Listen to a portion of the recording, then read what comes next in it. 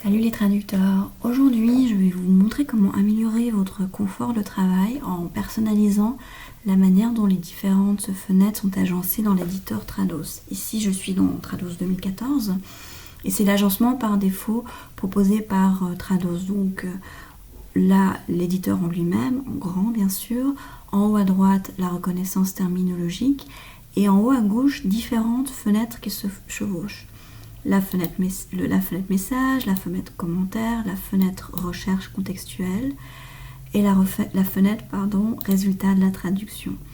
Et ça, c'est quelque chose que je trouve très ennuyeux, surtout le fait que la fenêtre résultat de la traduction se chevauche avec recherche contextuelle.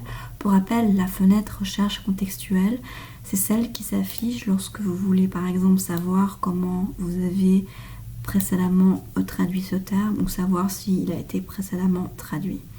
Alors moi je passe assez souvent des résultats de la traduction à la recherche contextuelle et à chaque fois je dois cliquer sur les onglets et je trouve ça assez fastidieux.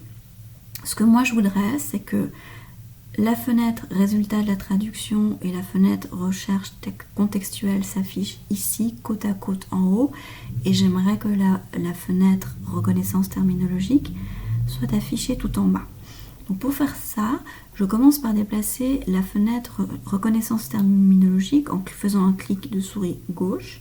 Et vous voyez, quand je commence à déplacer la fenêtre, il y a des formes géométriques qui apparaissent, qui correspondent aux endroits où je peux épingler cette fenêtre. Moi, je vais la mettre là tout en bas. Ensuite, et ça c'est très important parce que sinon ça ne marche pas toujours, je m'occupe de la fenêtre contextuelle. Je fais un clic droit ici et je clique sur flottant. Voilà, elle va partir tout en haut, donc vous ne la voyez plus. Je la redescends et je la place ici à droite. Donc maintenant, j'ai bien la reconnaissance terminologique tout en bas comme je le veux, la recherche contextuelle à droite et les résultats de la traduction à gauche.